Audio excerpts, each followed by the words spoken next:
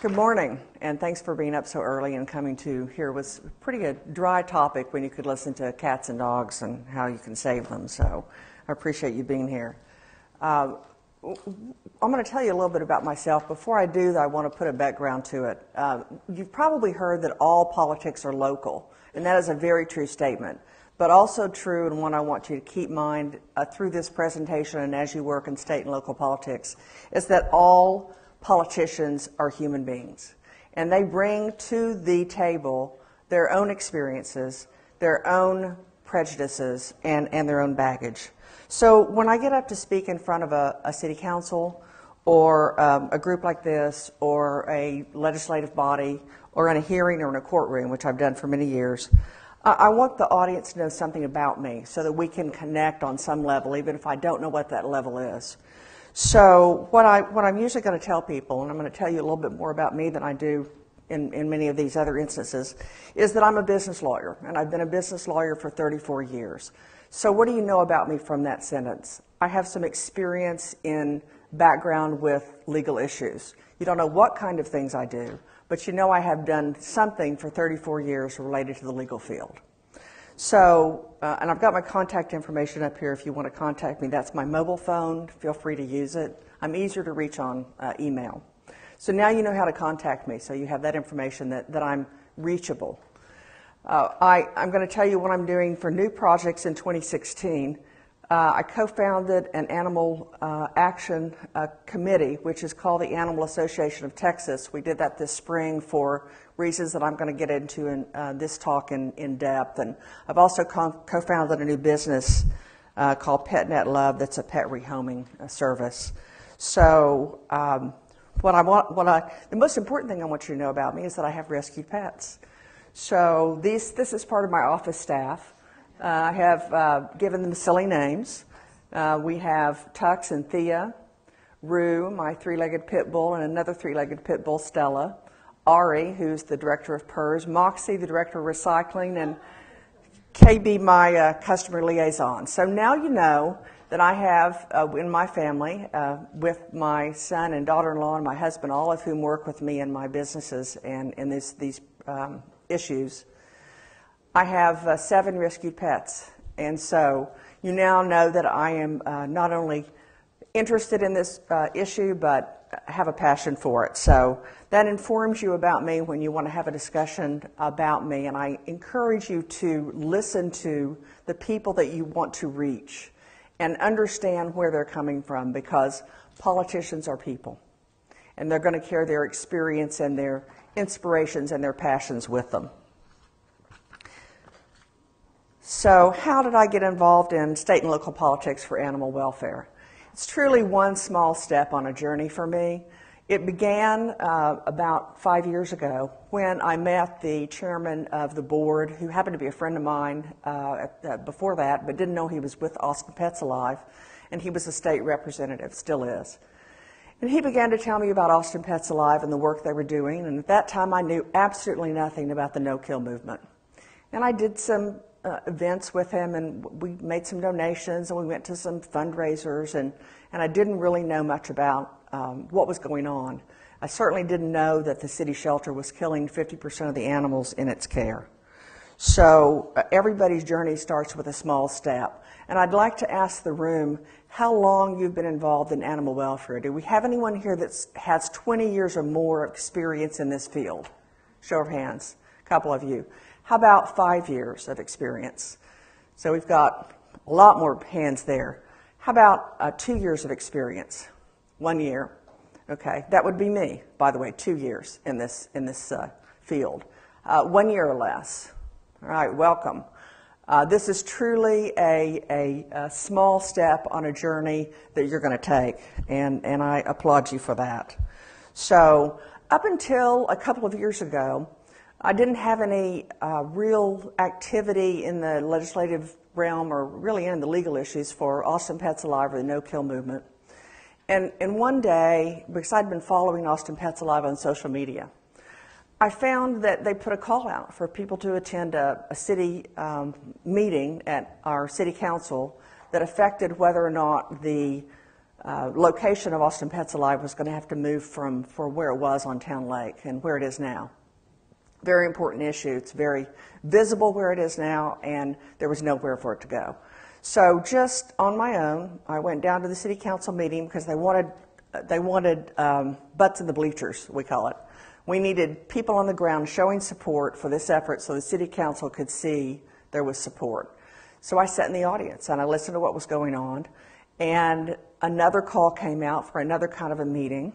And after that meeting, I had a conversation with Dr. Ellen Jefferson about what was going on in the 2015 legislative session. And my life changed forever that night. It was about 2 o'clock in the morning when I found out that the no-kill movement was in real danger in the state of Texas. And so I asked how I could help. And at that point, there had been some legislation that had been brought to our legislative session that was they were attempting to compromise, and I'll get into more detail about that later, but the compromise had failed.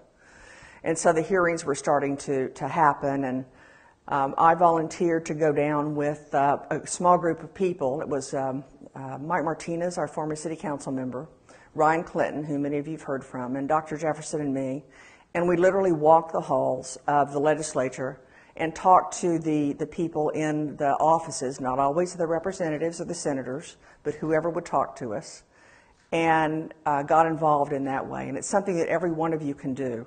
Never had any experience doing that before I did that 2 years ago. So this talk is from the perspective of the 2015 legislative session in Texas. I know you're not all from Texas, but I think you can take some of these lessons back that we learned in that session and that we are learning now to work in your local and state politics. So let me give you the background of the 2015 legislative session. This slide doesn't have all the bills in it, but we have a large state, and so we have a lot of bills filed. In 2015, there were 29 separate bills filed that affected animal welfare in the state of Texas. Some of these are duplicative of each other because a state senator would file one and a state representative would file, and they'd be co-sponsored. So we had about 10 to look at really closely. 2 of the sets of the bills directly affected the no-kill movement in Texas. And interestingly, very few people knew that this was going on. I know some of the people in the room knew, Lee Greenwood certainly knew, but very few of the public knew what was going on in this particular case. So I'm going to tell you a little more specifically about what happened in 2015. Certainly we found that all animals are equal and some are more equal than others, the quote from George Orwell. We were working with a couple of laws, one called the caretaker exemption. And in Texas, the caretaker exemption means that if you have the care of an animal from its owner, if you're a boarder, if you're in some senses a rescue, you've been given the care of that animal, you act with the authority of that owner, and you can make the medical decisions for that owner. And for example, if I give a dog to a boarder to keep while I'm on vacation, that dog boarding facility can give the non-prescriptive medicine to that animal or make the medical care decisions that I provided authority to do for that animal. And that makes a difference for caretakers because in the state of Texas, for most municipalities, in the stray hold period for rescues and shelters, that person that cares for that animal is considered the caretaker under our Texas laws. And so you get to make the medical decisions for that animal, and as we all know, the first few days in any rescued animal or surrendered animal's life may be the most important. So the next law that we were dealing with, 2 different laws in these bills. The next law we were dealing with was called the owner exemption. The owner exemption is a long-standing tradition of property rights in the state of Texas because animals are property and very protected in Texas.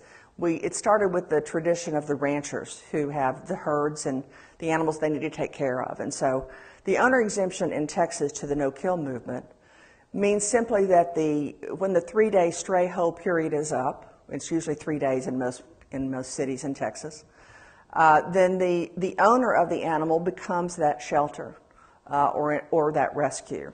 And the owner of an animal in Texas, just like me with my pets, get to tell the veterinarian what level of medical care I want my pet to have.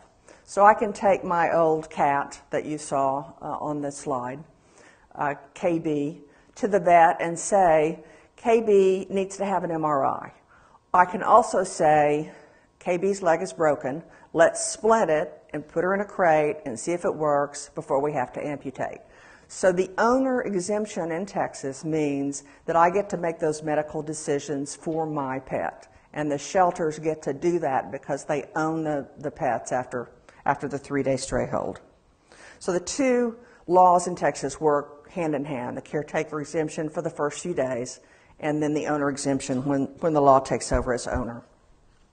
So in 2015, let me go back a couple of years to 2013 before I got involved.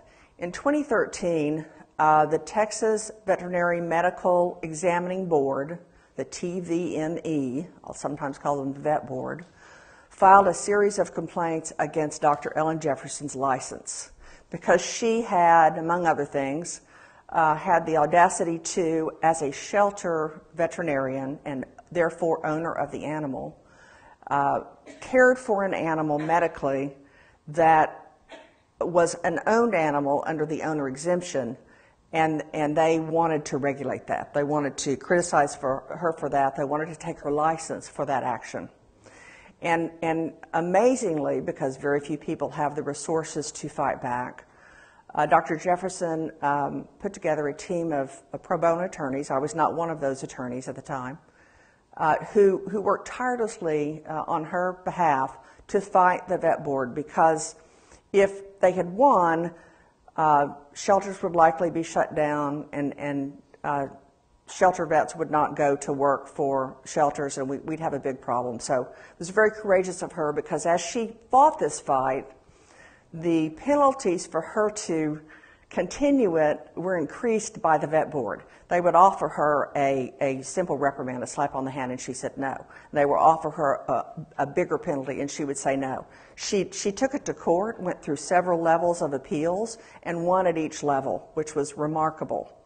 And as that was happening in 2014 and 2015, as the TVME saw that they were possibly going to lose this battle in the courts, they took their fight to the legislature. And they took it through the Vet Association, working in tandem with them, who actually brought the bills that we're talking about today. So in 2015, we found ourselves with a couple of bills that essentially would have eliminated the caretaker and the owner exemption. And what that meant to the no-kill movement was that the very programs that Dr. Jefferson had created, for instance, the baby bottle kitten programs and the parvo puppy kitten programs, would have been abolished because the vet board said they were too new. They weren't proven, and they wouldn't work. And so they were dangerous, and we can't have them. So you can see what we were up against and how important it was in 2015.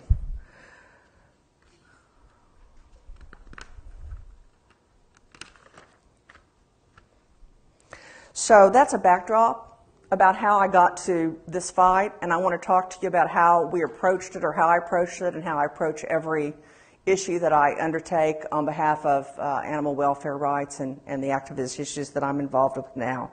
So the takeaway points that I work with are: define the issue. You've got to understand what it is that you want to work with. You've got to say it very clearly when you're working with politicians. You've got to say it very shortly. You've got to say, I want to start a TNR program in far west Travis County, and I need to do this to get there. So you've got to define the issue. You want to understand the facts on all sides. I didn't say understand the facts on both sides. There are many more than two sides to every issue, and we're going to talk more about that in a minute. You're going to want to identify your allies.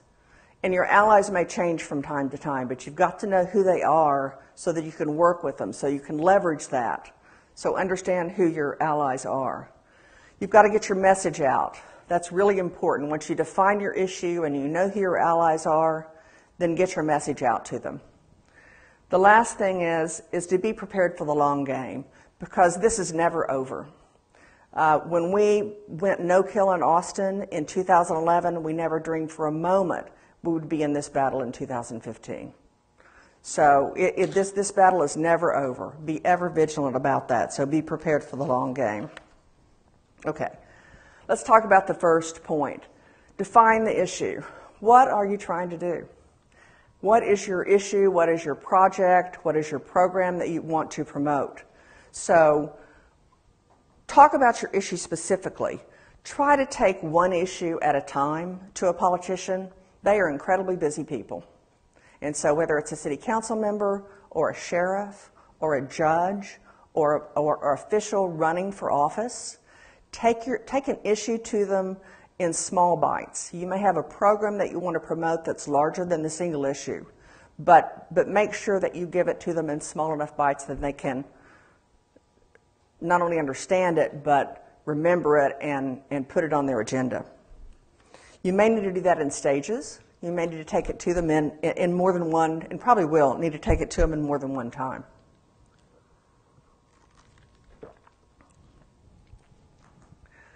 When I say understand the facts on all sides, I want to talk to you about what probably is my favorite book in the whole world, down at the bottom. It's kind of in small print. It's called Getting to Yes. This is the Harvard negotiation project from 1981, and this book has been reprinted many millions of times. I used to give it out regularly to clients. And it really makes these three salient points in the book.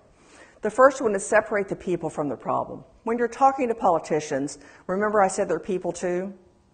They have children they care about. They probably have animals they care about. They have issues they care about. We do too. We all have the same things. So separate your ego and their issues from what the problem is that you want to address with them. Understand you may have common ground and you want to find that common ground, but separate the people from the problem you're addressing. Step aside, step back from that, and understand that you can look at this objectively and try to understand how the other side's looking at it, or how the many sides are looking at the issue. The second point is focus on interests, not positions. Positions are the outcome that you want in the end. So the interest is, why do you want to get there? I want to start a trap, neuter, release program because it saves feral cats. So my position is, I want to start the program. My interest is because it saves feral cats. So focus on why you want to do this, and your position will naturally flow from that. And your position may change from time to time, so be aware of that. The third point is generate options for mutual gain. I've been in hundreds and hundreds and hundreds of mediations as a lawyer, because I do a lot of litigation. And I will tell you that there is never one solution. There are many solutions to get to yes. And you just got to find it. If you have people willing to compromise, and sometimes we call it settling because no one really likes what happens in the end, so we settle. Yet you can usually get to yes if everyone understands the interests of everyone else, and there's common ground, and there's almost always common ground. In very few of those many hundreds of mediations have I walked out the door without a solution. It happens, but it happens infrequently. So I suggest you pick this book up and read it if you get a chance, and look at these points in the book. So we had, when we were in the legislature in this battle, we had several things on our side that I think that you can get on your side as well. First of all, we had the facts. We had lots and lots of facts about why our position was one that they needed to adopt. And we also had the counterpoint to those facts. We had a talking point that we handed out to the legislatures that had, here's what the Medical Association says, and here's why it's wrong.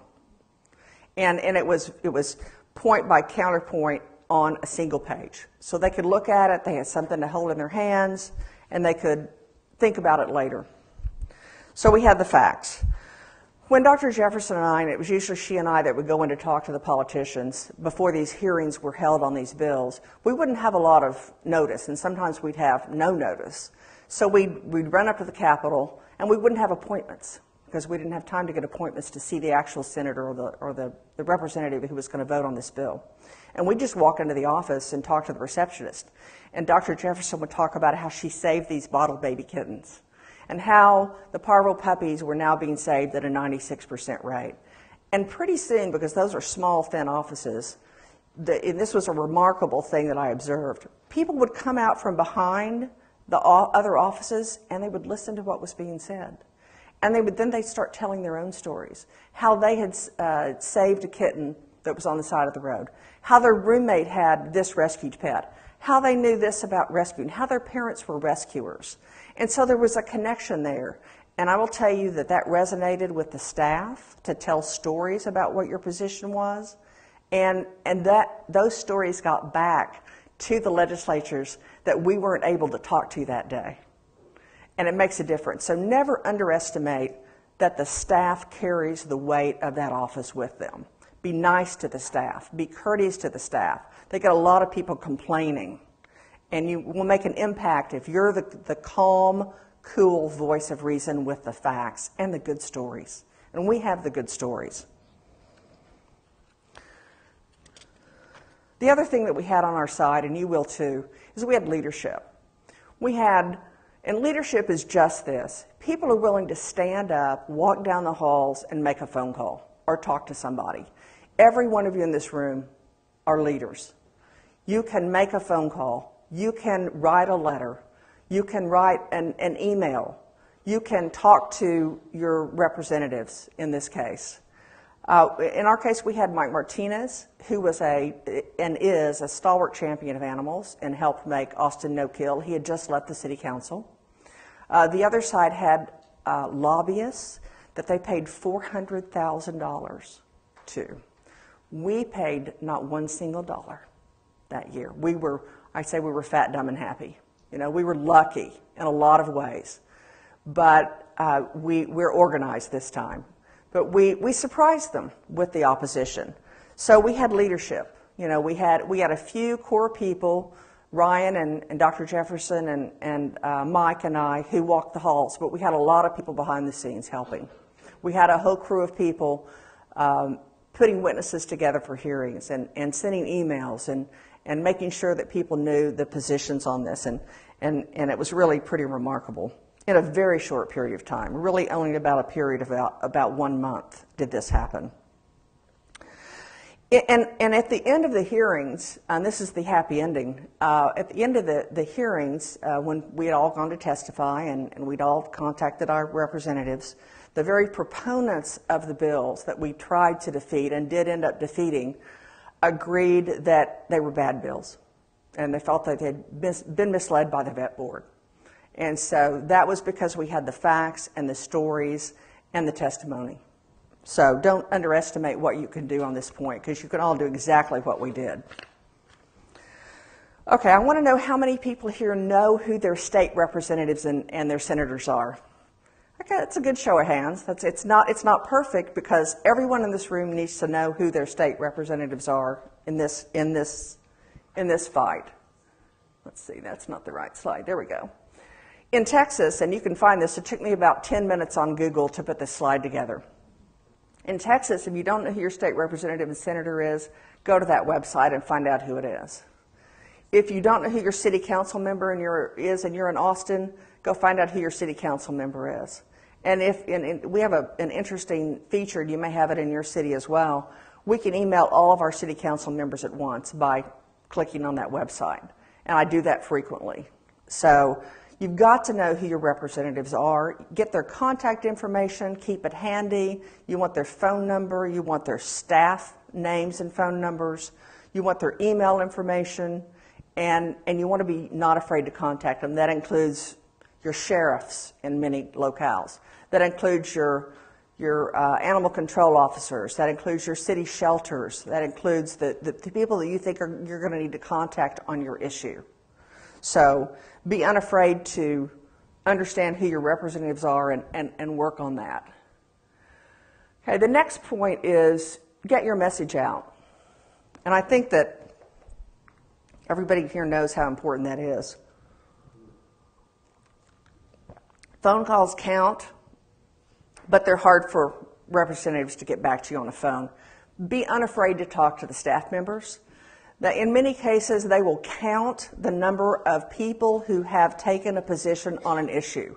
Literally put it down on a piece of paper and say to their representative or their boss, I had this many phone calls on this issue.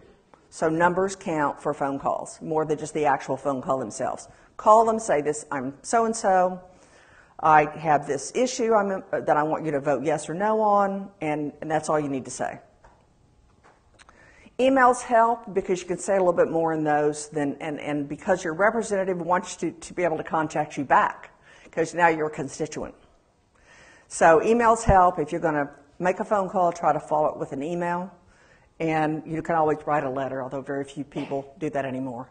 And I want to talk to you about social media. The dog on this slide is Neville. Here knows, we have one. Who knows about Neville in this room? Oh, good, a few of you. All right. So let me tell you about Neville and how social media rocks the world and did for Neville. I'll tell you briefly about what happened there. I was on vacation in Colorado, and a friend of mine who's another lawyer and an APA volunteer got a hold of me and said, we've had a really bad result in a municipal court case. We've had an Austin Pets Alive dog that was put into a play group, unsupervised toddler got down and messed with the dog, and the dog bit the child. Not a bad bite, a couple of stitches. And the dog's been sentenced to die by the municipal court. And I said, well, what do we need to do? We're going to have to do something. So we put together a group of lawyers who worked tirelessly on the appeals, but we did it in a way that, when I say social media rocks the world, the legal work was important, but I think it was less important than what happened with the social media here. We had Austin Pets Alive volunteers and others put together a page that was called Save Neville. And then was I think it was a change.org petition. Thank you, Lisa. And that generated about 220,000 signatures from across the world to save Neville. And we had good and bad media stories. I'm not going to say they were all good. But we also had everyone contacting their city council members to the point that our city council, who hired the municipal judge that sentenced Neville to die, were getting so many calls that they were calling Ellen in to talk about what was going on and how they could help. And these guys appointed this judge. In the background, because everything's political, we had a county attorney to whom the appeal could go if we chose to take an appeal, and we did. We had a county attorney who was running for office. And so that social media rocked his world. We also had a lawyer in his office who I could communicate informally with about whether we were going to be able to get to yes. And so we had a whole team of people. We had social media, we had volunteers, we had people contacting city council, we had the legal people working in the front, we had the legal people like me working in the background. So it was a huge team of people that saved Neville. And so I can't tell you how important it is. We can't do that every single time. I know it was also helped raise some money for Austin Pets Alive, and everybody, including the lawyers, worked pro bono. But it's an effort that shows you what can happen when you get your message out. And this message was, this animal's being killed, and it doesn't need to be killed. And it's leading to a broader project where we see that we're looking at bites differently, and we're going to try to take that up in the next couple of years with the legislature. But that's kind of another project for all of us. So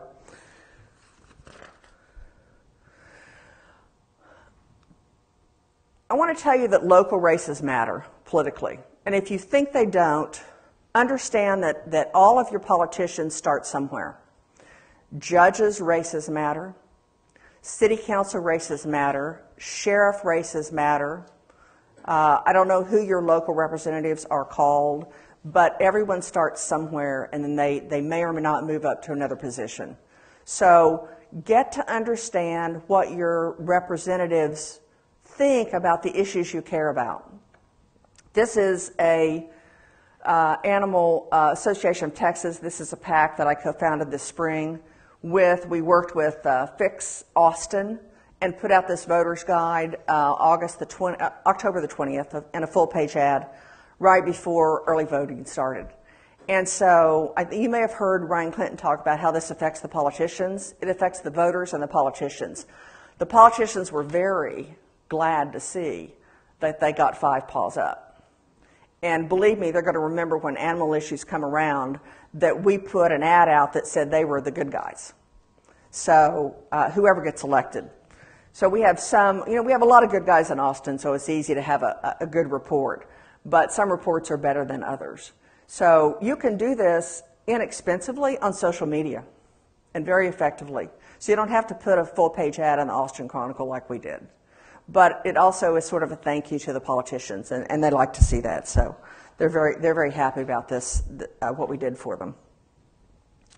And I know we want to leave some time for questions, so I want to get to one of the last points, and that is be prepared for the long game.